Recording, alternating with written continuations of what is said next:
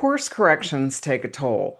Think about a 22-year-old who decides she wants to be a travel influencer, and then 6 months later, she's pivoting to baking content. She had the luxury of time to figure that out while she traded in her 2018 Kia Carnival minivan for a convection oven and baking pans. That's not our story. As you build your business, you want faster results that generate metrics that align with your goals. And if they're not aligned, you'll see it quickly, which means the positioning conversation is not something you put off until after the offer is built and the ads are running. It's a high value decision you make first because the longer you stay in wrong positioning, the more expensive the correction becomes. You've not just been invisible, you've been actively building confusion into your market. And confused prospects don't give you a second look when you show up with something different. They're already gone. Here's the other thing nobody says out loud. When you try to serve everyone, you commoditize your offer. You make yourself one of many instead of the one. And no amount of good copy, lower pricing, or better graphics fixes a commoditized offer. That is a positioning problem, and it has to be solved at the root. I know this because I almost let it happen to me. I understood branding. I understood positioning. I had built a successful digital marketing agency for over a decade, getting this right for other people's businesses. What caught me off guard was when I pivoted to Innovate Launch was how wide I made my own market and how long I stayed there before I saw what it was actually costing me. Doing the work up front, getting your positioning right before you build the offer, before you run the ads, before you create the content is the single smartest investment you make in a new business. It is not the exciting part, but it's the part that makes everything else work. And that's what we're talking about today. I'm Suzette Cotto, and this is episode 12 of the Launchpad Pod. Positioning versus branding, the difference that changes everything. Let's get into it. So, here's what positioning is and what it's not. Let's get something straight before we go any further, because this is where people lose time. Positioning is not your mission statement, it's not your tagline, it's not your logo, and it's not even your niche, though your niche is part of it. Positioning is how the marketplace understands who you are, who you help, and why you're the right person before you say a single word.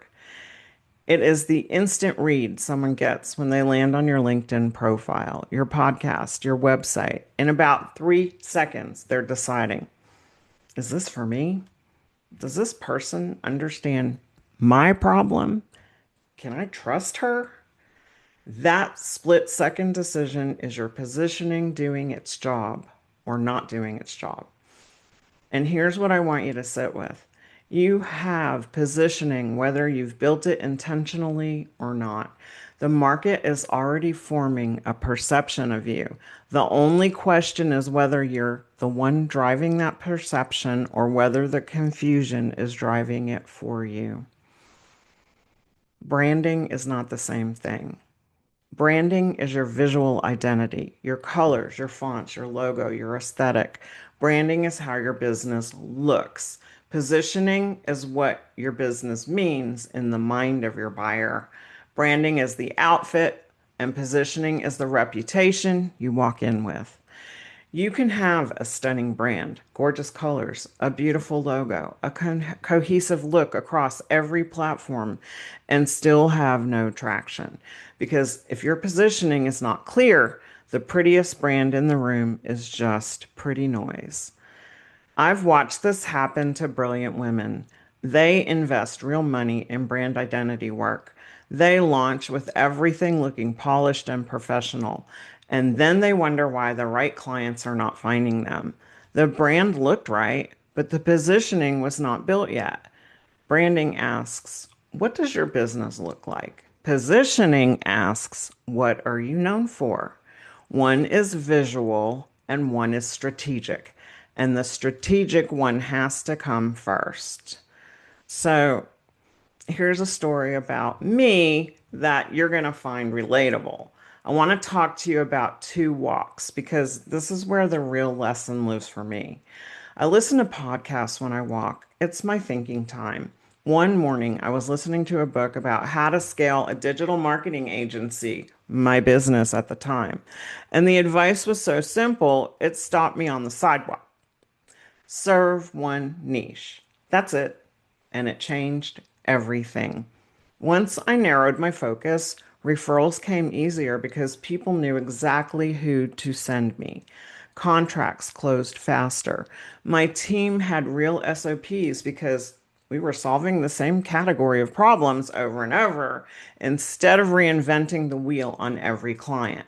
Specificity did not shrink my business, it scaled it. So when I pivoted in 2023 from my agency to Innovate Launch, a course, coaching, and consulting model, you would think I would have carried that lesson with me. I didn't. I started positioning myself to serve new entrepreneurs, broad, safe, everyone. My ads were getting people to my offer page and they were not converting. Silence, confusion. The wrong people in the wrong room reading a message that was not specific enough to make anyone stay. At the same time, something else was pulling at me. I had spent years advocating for women who work as an associate producer on a documentary about gender bias in the workplace and as a board member of a national nonprofit for working women. That was not a new interest. It was already who I was. I just hadn't made it the center of my business yet. I told myself that limiting my focus to women only would mean fewer opportunities. Then I looked at the data and called myself out. In 2024, women launched 49% of all new businesses in the United States, up from 29% in 2019. More than half of women business owners are Gen X. Close to 30% are boomers. And according to Lean In's Women in the Workplace report, 43% of women leaders said they were burned out from unsustainable workloads and management responsibilities. They weren't staying put, they were leaving.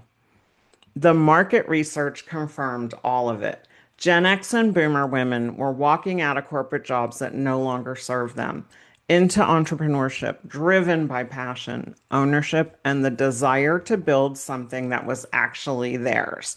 These women had done everything. What they hadn't done was built a business in a digital landscape changing by the week, with AI making it even more complex for someone just getting started.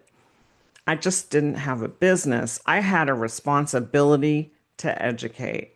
That is the moment Innovate Launch became what it actually is today. Not when the logo was done, not when the website launched, when the positioning got clear. And then came the second walk. So I'm listening to Alex Hermosi in my ears and his book, $100 Million Offers. And there was the same lesson again with a name I have not forgotten since. He calls it the niche slap. If you're still trying to serve everyone, still afraid to narrow it down, still convincing yourself that a broader market means more opportunity, someone needs to niche slap you. His words, not mine, but he is not wrong. He makes it plain with this. A generic time management course sells for $19. That same course, repositioned specifically for outbound B2B sales reps, sells for $1,997. Same content, 100 times the price, because specificity becomes the feeling that you built it for them and only them. And that confirmed everything. I stopped second guessing and I picked the lane. So here's something most people skip because they're in too much of a hurry to sell something. I built community first, not a course, not a funnel, not an offer, a community. and I made it free. Not because it's not worth something, quite the opposite. There's nothing more valuable I could give my friends, followers, and course mates than a place that feels like home. Somewhere you can go 24/7 as needed. At 2 a.m. when you're stuck. On a Sunday when you need someone who actually gets it. In the middle of a win when you need people who would cheer like they mean it. That's the Launch VIP community, and it's not an add on, it's the foundation of everything that it's built on. And it's free because that's exactly what it deserves to be. Positioning told me who I was building for. Community gave me the reason to build it at all. So I'm going to give you 5 positioning mistakes that women make coming out of corporate because you can just make this list and keep it in mind as you're developing your brand. So let me walk you through them. And for the record, I made at least 3 of them, maybe 4. So mistake number 1, leading with experience instead of relevance.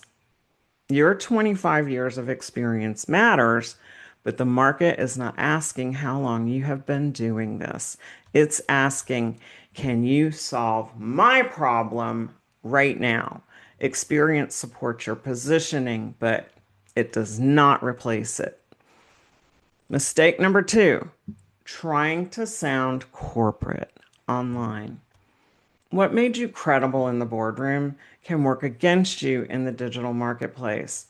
Online visibility rewards clarity, relatability, and communication that feels like a real conversation.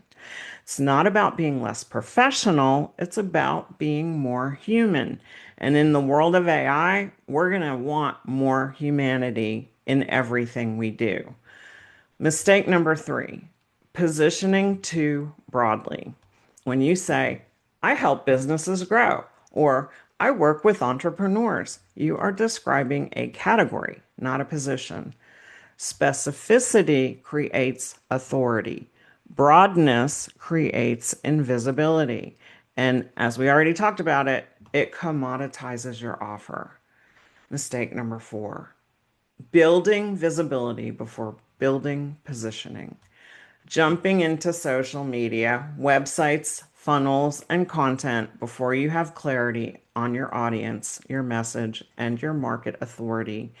You're putting fuel in the tank of a car with no steering wheel. You will move fast in the wrong direction. And mistake number 5, confusing branding with positioning. A pretty logo is not a market position. A beautiful website is not audience trust. Branding without positioning is decoration without direction. What staying in it too long is actually going to cost you? Well, I want to come back to where we started because I think this is the most important thing I can leave you with today. Course corrections take a toll. When your positioning is off and you stay in it, you're not just spinning your wheels, you're spending money on ads that don't convert. You're building an audience that is not your audience. You're creating offers that do not land because the people seeing them were never the right people to begin with. And then when you finally see it and you try to correct, you're not starting fresh. You're starting over with a market you already confused. Coming at them with something different is going to cost you time and money to rebuild that trust.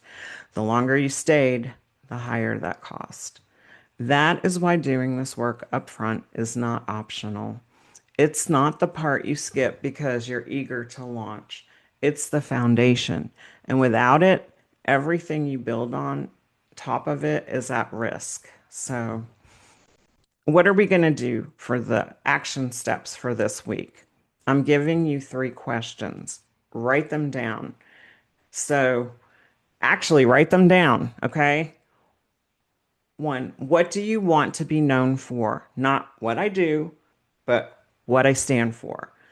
And then 2, who specifically am I building this for? Not a category, a person. And is everything I'm putting out right now saying one clear, consistent thing, or is it scattered? Those three answers are the beginning of a positioning that actually works. And if you want to go deeper on this, I have a course for positioning and branding, a mini course for the foundation of it. And it's specifically for accomplished women who are in transition. And it's available now at a special price. And Launch VIP community members get it at half price. So if you're not in the community yet, come join us. It is free. Not because it's not worth something. Like I said, it is the place I built first because before anything else, because it is the most valuable thing I have to offer. More than anything, I want to know you have women builders alongside you. Community is everything. It is. So let's exhale together. I love to do that, right? I'm Suzette, founder of Innovate Launch, and I'm holding the door open for you because I see you, I support you, and I want you to be successful. So I'll see you on the inside. Take care.